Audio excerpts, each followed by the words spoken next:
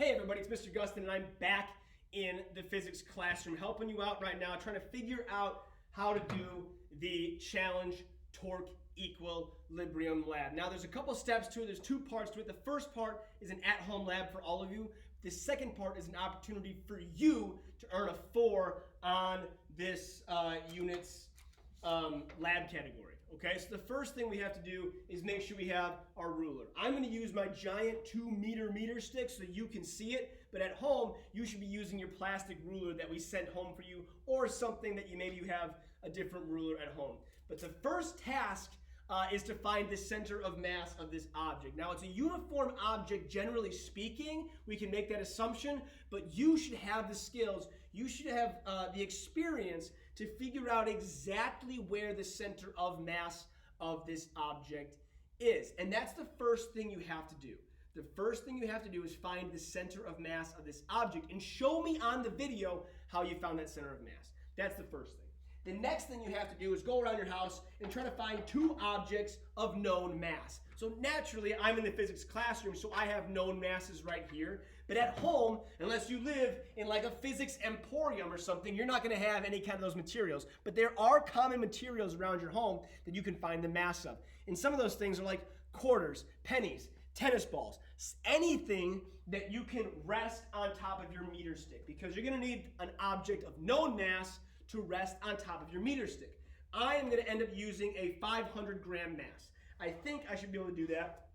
And I'm going to take that mass, my known masses for you, maybe it's some quarters, who knows. I'm going to put it right at one end of my meter stick. So now it's resting on this table, right? And there are, obviously the table is pushing up. There's some amount of weight over here pushing down, but this weight here is definitely heavy enough to keep this side from rotating.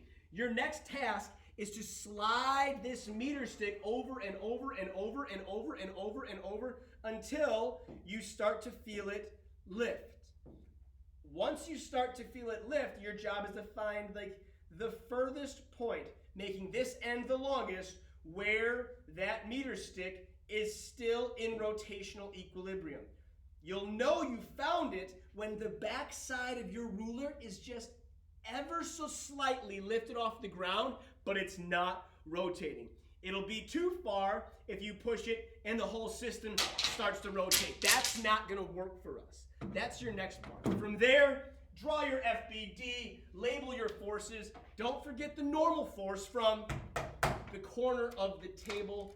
Solve for the mass of the meter stick. That's all part 1. It gets a bit more challenging when I ask you to go ahead and find the force of static friction between the meter stick and the ground.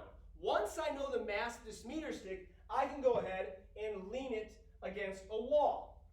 That's a rotation problem. If that thing's going to fall, it's going to actually slide out at the bottom while simultaneously sliding down the wall. That's rotation. I wonder where the axis of rotation is. That's for you to figure out. It's your opportunity for a 4. But what I do know is if I slide this meter stick out further and further and further, I am going to start to produce more and more friction. Now, it's going to stay put on the ground until we reach our maximum static friction.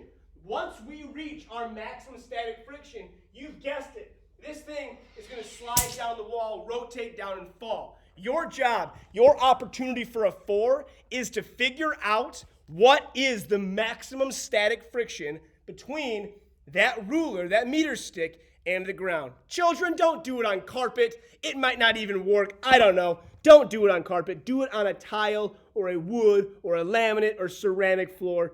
Find a place to do it that's not on carpet. Those are your 2 parts. Let me know if you have any questions. Good luck. This thing's due Tuesday. Turn it in on Tuesday. Obviously, record the whole thing. Check the lab handout for more details. See ya!